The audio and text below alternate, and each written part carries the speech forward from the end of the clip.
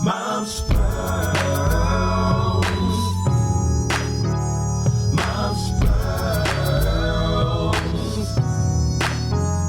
Mom's pearls. Mom's pearls. Mom's pearls. Hello, everybody, and welcome back to Mom's Pearls. I am Yolanda, and I am here with my sister Leah and our very own Pastor Vanessa. Hello, ladies, welcome. We are all here because we are all moms and we are sisters in Christ. We are here every single Tuesday to talk about a new episode discussing your questions. And today, we are talking about systemic racism. Last week, we talked about white supremacy, and today, this episode is going to be about systemic racism. We're going to get more into what systemic racism is right after this video. So, watch.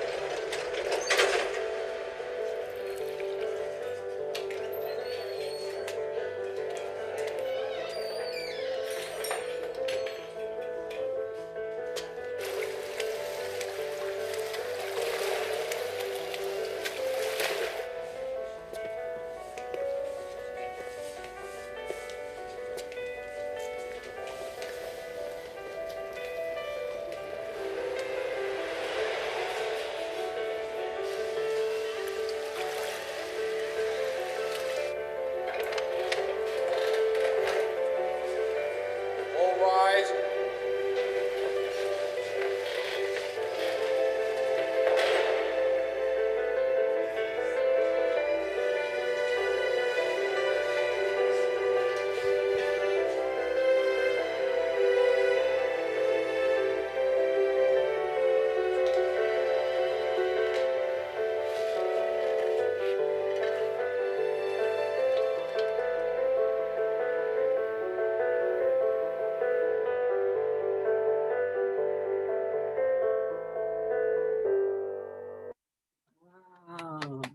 Awesome video. Just a look. Look beyond what you see. Systemic racism is pretty much what is ingrained in all of our systems. The definition of systemic racism is the system that is ingrained, the racism that's ingrained in all the systems, the education, the finances, the way you get a house, the way you buy a car, the way and where you can buy your groceries. It's in every single thing. That's why it's systemic, because it reaches across all the different systems here in America and probably even abroad for people of color, not just Black, but for people of color. And the word that we want you to take away from it is that it's ingrained. And the definition for ingrained is it's firmly rooted and it's difficult to change. Not that it is impossible to change, but it is difficult to change. So it's going to take us having the ability to look beyond what we see to fight against the systemic racism that is taking place in America today. And with that, I'm going to pass this on over to my sister Leah.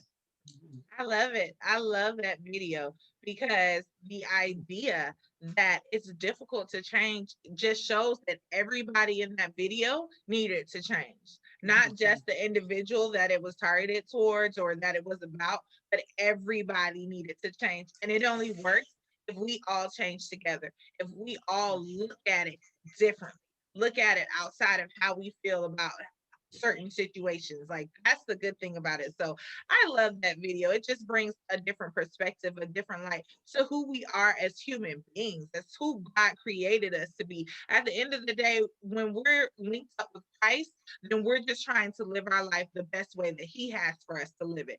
And that, regardless of my skin color, that's just what I'm trying to do. That's my everyday goal. So, And you I know, this had a whole I had a thought about the video as well as it was going on, was that, every look was a look of judgment. You could just see that look of judgment, and there was nothing to judge upon but the outward appearance. The color was so, evident that they were judging. They didn't want him on the elevator. They they were were looking at, like, why are you uncomfortable. in this pool? Why are you in this store? It was just a look of judgment that was stunning.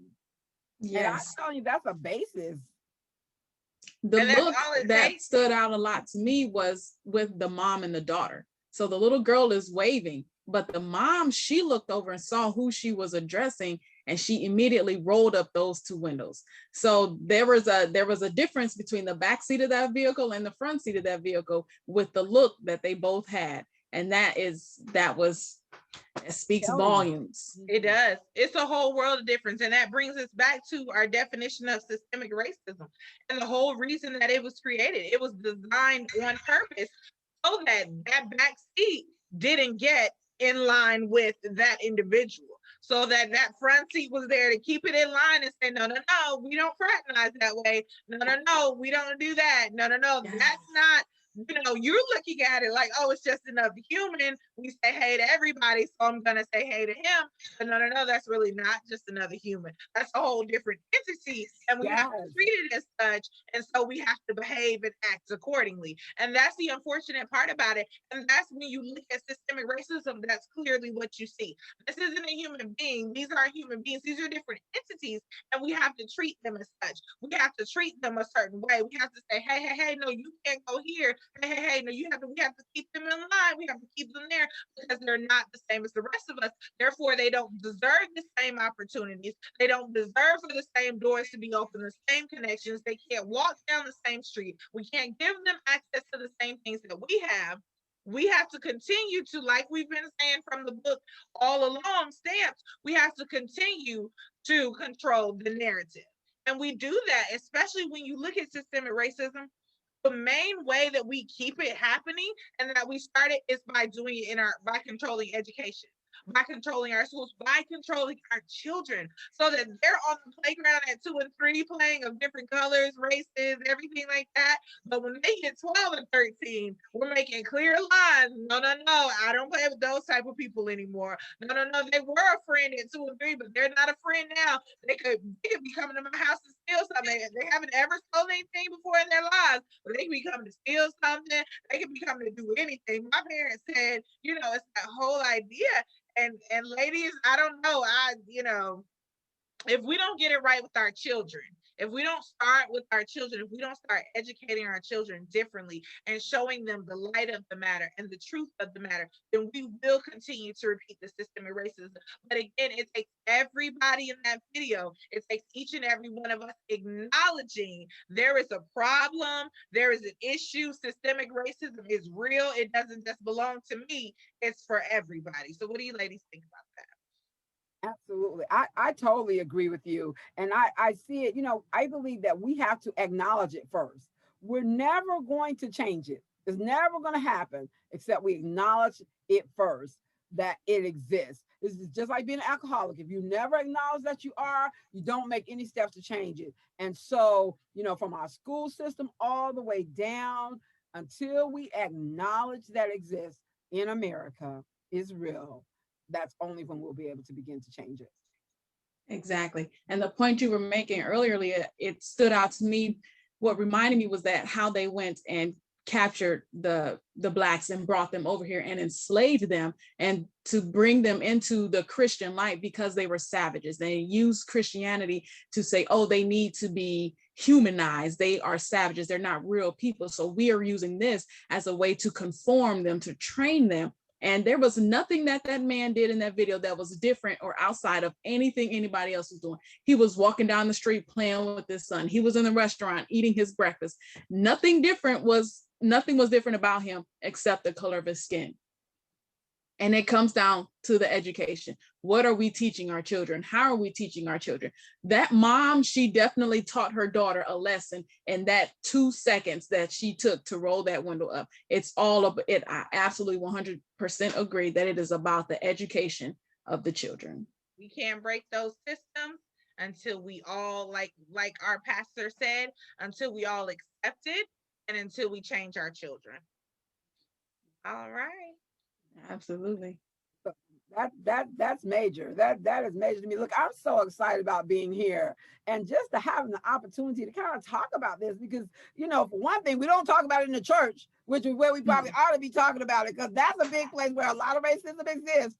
Yes. A lot. And even there we see systems that have been ingrained and established forever. And you know, it's so hard, you know, to tap this topic, to have this conversation.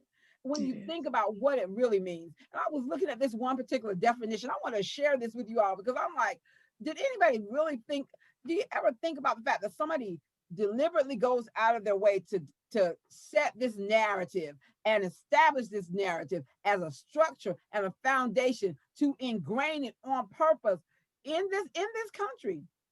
So it said they were talking about redlining specifically, but here's what they said. In the United States and Canada, interesting, redlining is the systemic denial of various services to residents of specific, often racially associated neighborhoods or communities, either explicitly or through the selective raising of prices.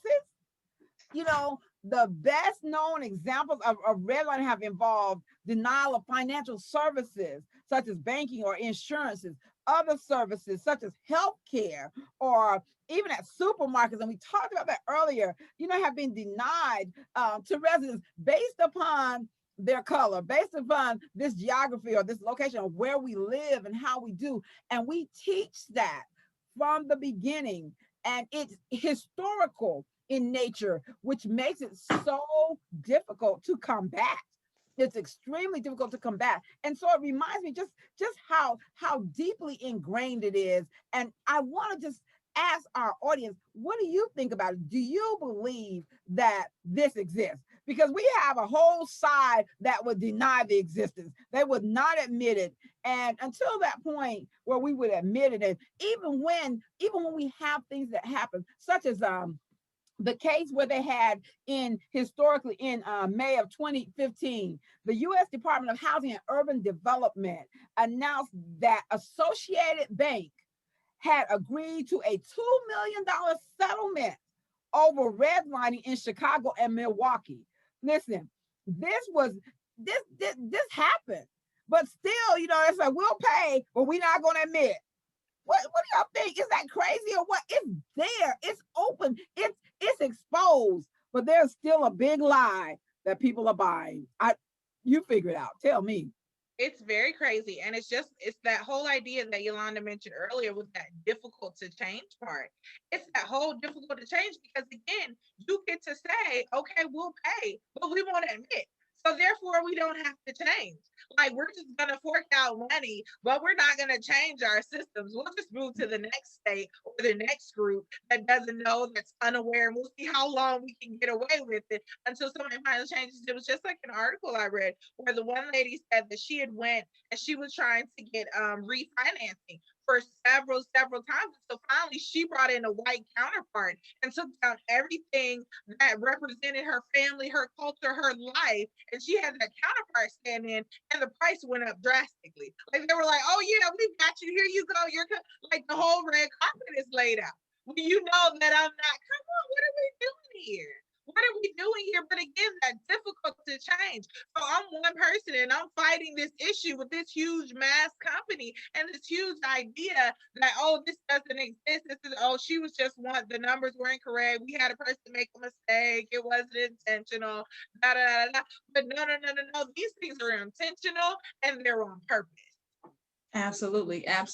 And Pastor Vanessa, the redlining is such a big deal, was such a big deal that Good. the Fair Housing Act was created in 1968. So if redlining wasn't real, what was the purpose of creating the Fair Housing Act of 1968? And to even build more on that, it's the redlining is still occurring, like Leah Absolutely. just said, with the housing, and not to leave out gentrification. So there are specifics in this redlining, there are loopholes in this redlining, in these systems that are set up against us, because the gentrification is for the wealthier people to come into these urban neighborhoods, where those who living in these urban neighborhoods were typically Black, couldn't get the financing that was needed to purchase their homes. So therefore they were continued to rent. They had to keep renting. But now the wealthy are able to come in and break those lines so that they can build up these nice houses and run up the housing value to run the Black people out, to run out those living in those urban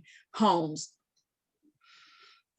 And it's Try crazy. not It's to be crazy because angry. you can't listen. It's so real, and you live through it, and you see it, and you heard about your parents, and everybody have experienced it, and it just gets so personal to you, because it isn't just the housing. It isn't just the bank. It's our insurance. If you live in this area, your insurance is high. Literally in 2021, our major insurance carrier told my husband our car insurance. We're senior citizens. Our car insurance went up because of the location where we live. Okay. At the end of the day, it's still happening. It's not just that, but jobs. Think about that. You're in a job, you have a counterpart that is not your same color or nationality. You make $10 an hour. That counterpart makes 15. You have the same education, or you may have a higher. It's in everything. It's a system of things that culturally keep you separated from another race, where they want to build the idea that they're supreme, that they are better, and it's just not true. And the sooner that we admit to that, the sooner that we honestly look in the mirror and say, you know what, we've missed it, we've messed up. And I could go on, but I want to tell y'all about my thoughts on how God looks at this thing. But let's have our health pearl, and then when we come back from that, maybe I could just squeeze in this one scripture that I just want to share so bad. So, okay, after I help her. Hi, ladies. Thank you for having me. So to kick off this health pearl, I'm going to ask you a question. Manual or electric toothbrush? So I have a Q&A that I would like to ask you guys. All right. Okay. So the first question is manual or electric? Which one are you guys going to choose today? Manual. You do the work yourself. Awesome. Okay, so manual and electric toothbrushes are pretty much equal in effectiveness, but electric toothbrushes reduces dental plaque by 21%. Okay, I changed it to electric. Right, exactly. Quickly. The second question is upside down or side by side? Both.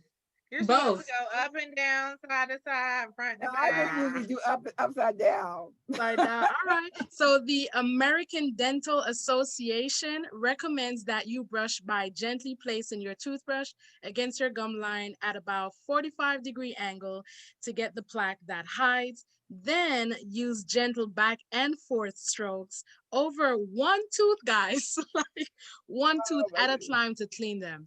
So that's a lot. That increased my toothbrush time. Exactly. Like one tooth. Oh my goodness. All right, next question. Do you need to clean or disinfect your toothbrush? Yes. Yes. Absolutely. Right. All right. Rinse your toothbrush thoroughly with clean water. Allow your toothbrush to air dry. That part is super, super important because bacteria thrives on your toothbrush. Like this one, if it's wet and it's in a case like this, then that's where a lot of bacteria will start to grow on your bristles, and we don't want that. Oh. All right. And another thing, do not share your toothbrush. Does anybody share their toothbrush here? No. Oh, that is just so gross. It is. All right, and also for extra cleaning, you can put your toothbrush bristle in a small glass of antibacterial mouthwash. That helps. Okay. All right, bonus questions. How often do you change your toothbrushes? Every 6 months. 3 months. 3 months. All right. So every 3 to 4 months, consider Okay. getting a new toothbrush sooner if you have been sick. And I'm gonna add another bonus. Should you use a hard or soft bristled toothbrush? Soft. Soft, yeah. Soft. I was gonna say medium. I don't know. Medium. Hopefully in better shape than sorry. Okay, so always go for a soft bristled toothbrush. Excessive Mm. brushing with a hard bristled toothbrush can actually cause damage to your tooth enamel. And there you have it, guys. Wow. Thank you. Brush, brush, brush. Thank you guys for having me. Yes, thank Thank you. That's awesome. We love it. Brush, brush, brush. Yes. That is great. Wow. Come on. What a pearl. That was awesome pearl, right? It was. was. Oh Was. my goodness. So that'll make us, we'll be doing some extra brushing tonight. I'm For just all saying. that smiling on the camera.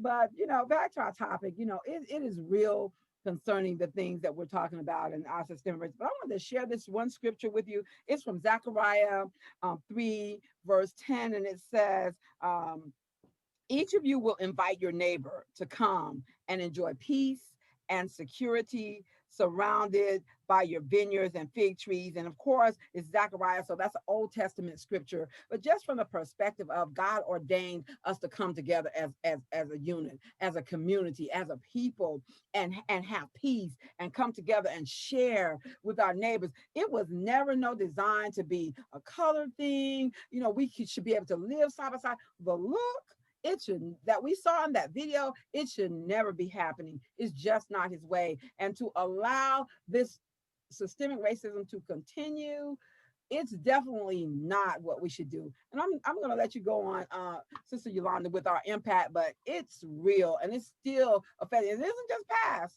We're still seeing it today for sure.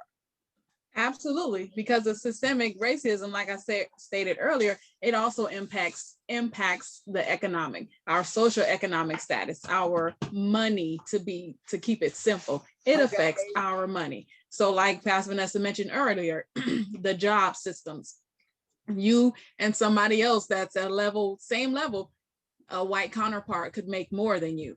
And you can be a level or two above, and that white counterpart can still make more than you. It's the systems that the racism that is ingrained in these systems, and it's a mess.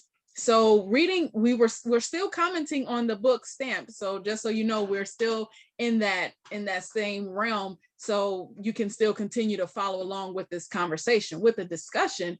And so with the economic status, it's statistically today, like we mentioned, the insurance rates are different based on where you live. The financial status, the redlining, it all plays a part in the systemic racism. And there are so many different acts that have been put into place, so many bills passed or sent up to Senate and Congress, trying to level the playing field, so to speak. But if the playing field was already level and there is no racism in America, why do we have to continue to submit these things to level the playing field, to say, hey, we are people, Blacks are people, we do deserve the same rights? Why? That's the question. I'm gonna leave it out there, is why. This is a discussion we're having.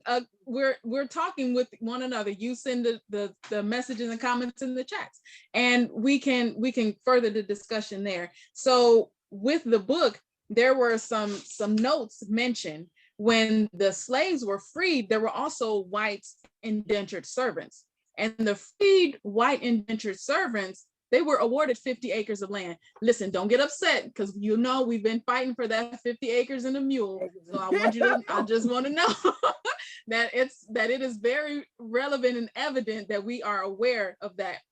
But the whites were given that to facilitate their own autonomy. So they were given this to facilitate their own autonomy, while the Black slaves were, get this, condemned to continue working while still being classified as livestock. they were given the 50 acres and a mule, the indentured servants, but those who were taken away from their homes where they were living and doing fine flourishing were transplanted to a place and were condemned and treated as livestock, probably not even as good as the livestock was, because we were being fed pig slop.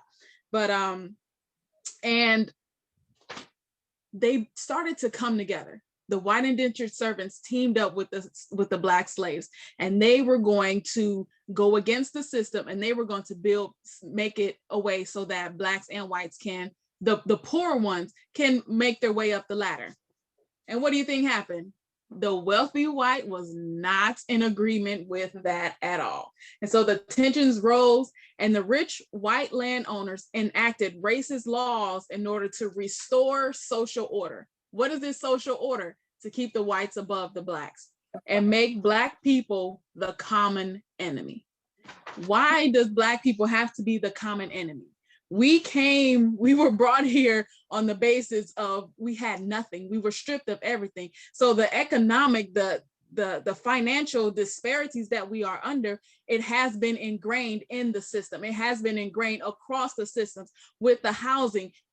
If you live in certain areas, if your skin is a certain color, there was a banker who was fired and all of her files were reviewed, and everybody who was of Black or African descent, their loans were denied. It's in the financial system. It's in there. So when you go to apply for banks, and like when Leah said, when you go into get your home reappraised or sell it, she had to bring in a white man to get a proper house value on her home. Pastor Vanessa, what do you have to comment on that?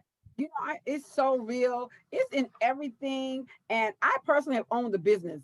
And I'm telling you, so many days I stood in there doing all the things that a small business owner would do. And I just felt like if I had two people of the other nationality to just stand up at this counter, I tell you, I felt like it would just be booming. It's a shame. It's heartbreaking when we think about the things that we have to go through. She had to bring somebody in for her appraisal on her home. I wanted to bring somebody into my business to stand at the counter so they would feel like they're coming to a white establishment, honestly, and so many other things. And I think it's just tragic. Even how we talked earlier, Sister Leah had mentioned about even today, the impact of today on our voter legislation. The House of our Representatives, our Senate, how many people are currently our color that are there? I mean, maybe more than ever before, but we still have an extremely long way to go. Impact is real. Absolutely. And before you comment, Sister Leah, there's an article, a little statement that says the African American dollar only lasts in the community for 6 hours, while other communities, in the Asian communities, it lasts 28 days. The Jewish community, it lasts 19 days. But in our communities, it only lasts for 6 days, for 6 hours, I mean. That's scary. Cry. Yeah, that's want to cry. It's disheartening. It's very disheartening. But there are some numbers that I just want to kind of leave with people out there that are a little skeptic, a little like, oh, that can't be the case. That's not really true. Well, the overall income for Black Americans was about 42% lower than for white Americans in 2018. So that's just something for you to think about in the back of your head. And so when you think about overall income, you think that has to drastically affect your household income as well and your poverty rate, because lower income means that the poverty rate for Black families is over twice that of what it is for white families. And then Black workers have historically earned far less than white workers. In 2018, the average Black worker earned just 62% of what the average white worker made. And just in case that's not enough for you, we're going to take it to something that might be a little familiar to those that aren't of our culture. Okay, so one Harvard University study found that when Blacks and Asians whitened their resumes, for example, used American or white sounding names, they got more callbacks for corporate interviews. 25% of Black candidates received callbacks from their whitened resumes, while only 10% got calls when they left ethnic details on their resume. So you just think about this, and this is part of racist hiring practices. These are part of things that go all the way back to Jim Crow, that keep our small businesses where they are, that keep us having the Black dollar for 6 hours, that keep us with the housing disparities. These are all practices. When we're talking about systemic racism, we are literally talking about these systems that keep us with our banks, with our education, with everything. We have to get to our children. We have to start with our children. It absolutely does. It starts with our children, and it begins with education, the educating of everybody from the adults on down to the children, because we can't teach our children what we don't know. And if we're teaching stuff we don't know, then we're teaching out of ignorance, and then ignorance will beget ignorance. And that's not what we want to do. We want to break those lines here. We want to educate ourselves so that we can properly educate our children, so that we can leave them a better world than what we are currently living in. And the fact that our dollar only circulates for 6 hours and that it's affecting every aspect of our life, we have to change. And the change is going to come with education. So I know it seems like we may have been harping on this for the last, 2-3 episodes, that we have to vote. Your vote really matters, and you have to educate yourself and educate your children. The school system is not going to educate, is not going to teach everything. Case in point, the passing of the no teaching of the critical race theory in the schools. They're teaching one side of the story. I believe it was last episode, we talked about who holds the power controls the narrative. So they have the power. They are controlling the narrative, but we also have power to control the narrative as well, because these children are ours and we are responsible for them. So please take the time to educate yourselves so that we can therefore pass this baton on to our children. And that is our Mom's Pearls for this week. Remember, we answer life's questions and we are here for you. Drop us a comment, question, topic suggestion in the comments below, and we will see you next week. Thank you. Mom's Pearls.